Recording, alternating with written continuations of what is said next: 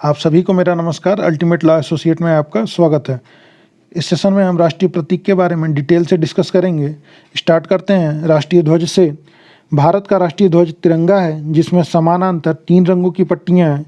सबसे ऊपर गहरी केसरिया पट्टी है, मध्य में सफ़ेद और सबसे नीचे गहरे हरे रंग की पट्टी है। ध्वज की चौड़ाई और लंबाई का अनुपात 2:3 है। सफ़ेद पट्टी के केंद्र में गहरे नीले रंग का एक चक्र है, जिसका प्रारूप सम्राट अशोक के सारनाथ स्थित सिंह स्तंभ पर बने चक्र की तर्ज पर बनाया गया है। इसका व्यास सफ़ेद पट्टी की चौड़ाई के समान है और इसमें 24 तिल्लियां हैं। भारत की संविधान सभा ने राष्ट्रध्वज के प्रारूप को 22 जुलाई 1947 को अपनाया।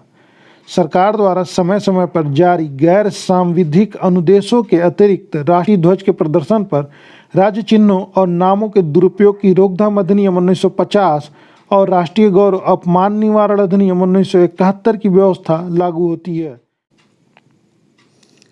भारतीय ध्वज संहिता 2002, जो 26 जनवरी 2002 से प्रभावी हुई, में विधि, परंपराओं, प्रविधियों और अनुदेशों सभी को एक साथ रखा गया है।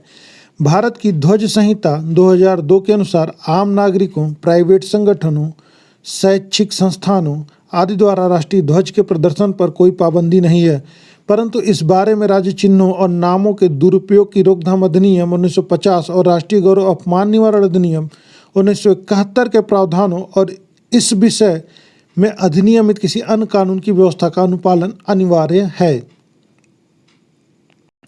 यह हमारा राष्ट्रीय ध्वज और उसका यह प्रतीक है। अब आते हैं राज्य चिन्ह पर। भारत का राज्य चिन्ह सारनाथ स्थित अशोक के सिंह स्तंभ की अनुकृति है। मूल स्तंभ में शीर्ष पर 4 सिंह हैं, जो एक दूसरे की ओर पीठ किए हुए हैं। इसके नीचे घंटे के आकार के पद्म के ऊपर एक चित्रवल्लरी में एक हाथी, चौकड़ी भरता हुआ एक घोड़ा, एक सांड तथा एक सिंह की उभरी हुई मूर्तियां हैं, जिनके बीच बीच में चक्र बने हुए हैं। चिकने बलुआ पत्थर के एकल ब्लॉक को काटकर बनाए गए इस स्तंभ पर धर्म चक्र सुशोभित है। भारत सरकार द्वारा 26 जनवरी 1950 को अपनाए गए राज्य चिन्ह में केवल 3 सिंह दिखाई पड़ते हैं। पट्टी के मध्य में उभरी हुई नक्काशी में चक्र है, जिसके दाईं ओर एक सांड और बाईं ओर एक घोड़ा है। दाएं और बाएं छोरों पर अन्य चक्रों के किनारे हैं। घंटाकार पद्म छोड़ दिया गया है।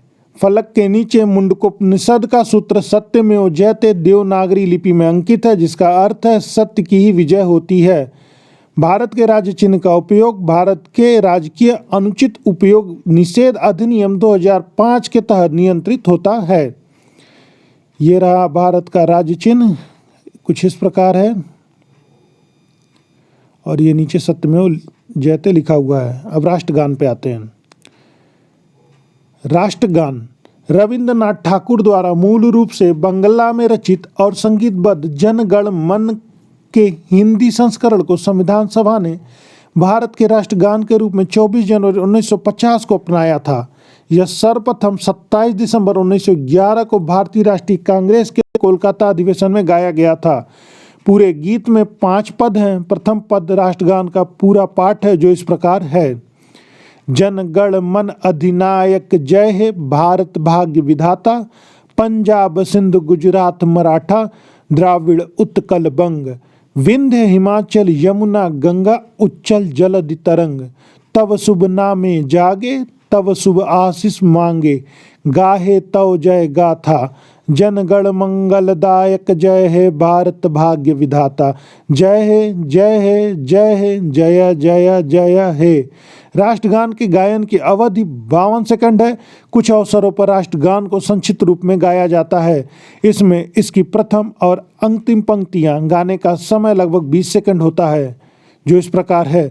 जन गण मन अधिनायक जय हे, भारत भाग्य विधाता, जय हे जय हे जय हे, जय जय जय हे।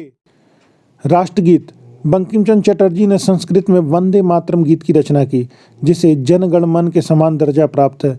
यह गीत स्वतंत्रता संग्राम में जन जन का प्रेरणा स्रोत था। यह गीत पहली बार 1896 में भारतीय राष्ट्रीय कांग्रेस के अधिवेशन में गाया गया था। इसका प्रथम पद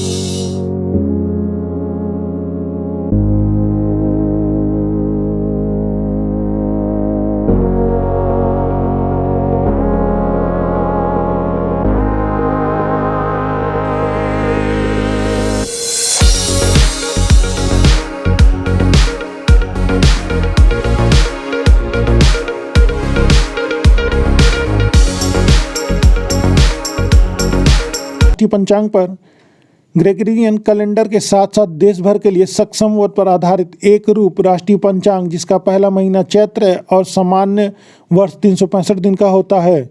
22 मार्च 1957 को इन्हें सरकारी उद्देश्यों के लिए अपनाया गया, जो इस प्रकार हैं। पहला, भारत का राजपत्र। दूसरा, आकाशवाणी के समाचार प्रसारण। तीसरा, भारत सरकार द्वारा जारी किए गए कैलेंडर। चौथा, भारत सरकार द्वारा नागरिकों को संबोधित पत्र। राष्ट्रीय पंचांग और ग्रीगोरियन कैलेंडर की तारीखों में स्थायी सादृश्य। चैत्र का पहला दिन सामान्यतः 22 मार्च को और अधिवर्ष में 31 मार्च को पड़ता है। और यह संपूर्ण जानकारी वेबसाइट www.mha.gov.in से ली गई है। और हमारे चैनल से जुड़े रहने के लिए धन्यवाद। और हमारे चैनल पर जो कुछ भी जानकारी दी जाती है उसका PDF प्राप्त करने के लिए हमारे टेलीग्राम ग्रुप से आप जुड़ सकते हैं, जिसका लिंक डिस्क्रिप्शन बॉक्स में अवेलेबल है। धन्यवाद।